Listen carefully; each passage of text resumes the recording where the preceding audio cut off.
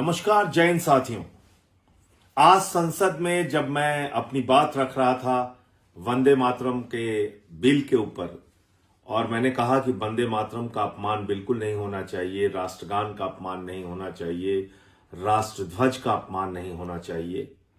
और इस संदर्भ में मैंने ये बताया कि आरएसएस ने 52 साल तक तिरंगा झंडा आरएसएस के मुख्यालय पर क्यों नहीं फहराया।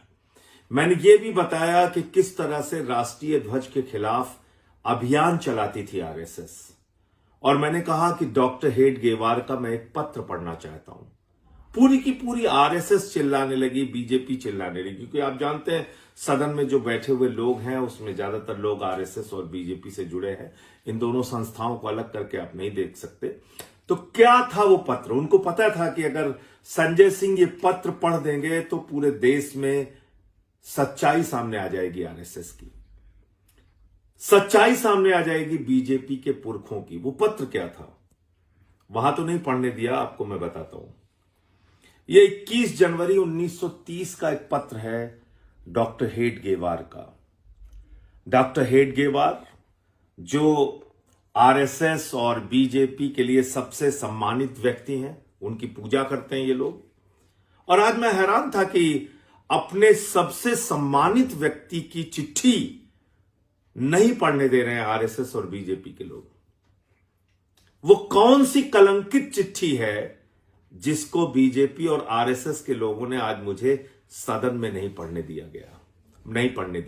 21 जनवरी 1930, याद रखिएगा, ये 21 जनवरी 1930 की चिट्ठी है जो डॉक्टर हेडगेवार ने अपने स्वयंसेवकों को लिखा था। और ये कहा था कि 26 जनवरी को शाम को 6 बजे आप लोग अपनी अपनी शाखाओं में आरएसएस का झंडा फहराएंगे, तिरंगा झंडा नहीं फहराएंगे।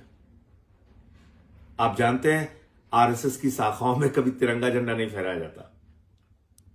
तो यह आह्वान क्यों दिया गया था? क्योंकि उस समय की आजादी के आंदोलन में कांग्रेस ने कहा था 26 जनवरी 1930 को हम पूरे देश में तिरंगा झंडा फहराएंगे। उसके विरोध में डॉक्टर हेडगेवार ने आरएसएस के स्वयंसेवकों को लिखा कि पूरे देश की सभी शाखाओं में सिर्फ और सिर्फ आरएसएस का झंडा फहराया जाएगा, तिरंगा झंडा नहीं फहराया जाएगा। यह है वो पत्र। मैं चाहता हूं आप लोग इसको देखें, और मैंने इसको ट्विटर पे भी डाल दिया है। ज्यादा से ज्यादा इसको शेयर करें, लोगों तक पहुंचाएं, इनकी सच्चाई बताएं कि किस तरह से इन्होंने देश के साथ धोखा किया है। दूसरा तथ्य जो मुझे नहीं पढ़ने दिया गया वो भी आपको बता दूं। मैंने कहा कि भाई राष्ट्रगान का भी विरोध आप लोगों ने किया, तो सारी की सारी बीजेपी और आरएसएस के लोग जो बैठे हुए हैं सदन में वो चिल्लाने लगे। और जब मैंने कहा कि भाई आपने राष्ट्रगान का विरोध किया है, मुझे बोलने दीजिए, नहीं बोलने दिया।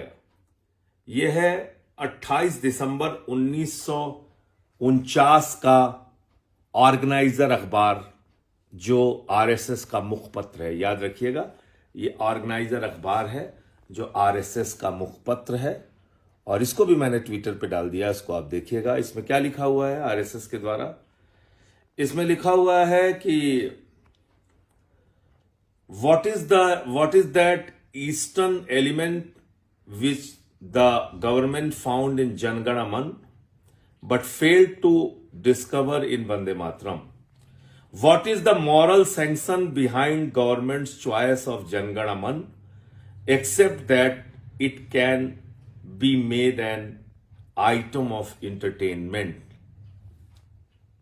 जनगण मन आइटम ऑफ एंटरटेनमेंट के अलावा क्या है, ये पूछ रही आरएसएस।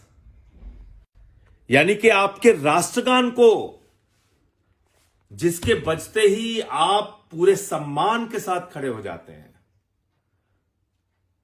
जिसके बजते ही पूरा देश सम्मान के साथ खड़ा हो जाता है, उस राष्ट्रगान को आरएसएस कहती है ये आइटम ऑफ एंटरटेनमेंट है, मनोरंजन का कार्यक्रम है, ये आइटम ऑफ एंटरटेनमेंट है। तो इसलिए अब आप लोगों को यह सवाल पूछना चाहिए कि तुम लोग कैसे देशभक्त हो, क्या है तुम्हारी असलियत, क्या है तुम्हारी देशभक्ति। इनका जो इतिहास है, इनका जो काला सच है, वो ये है कि इन्होंने आजादी के आंदोलन में क्रांतिकारियों के खिलाफ मुखबिरी की, अंग्रेजों का साथ दिया, अंग्रेजों की दलाली की। जय हिंद। इस सच को ज्यादा से ज्यादा लोगों तक पहुंचाइए।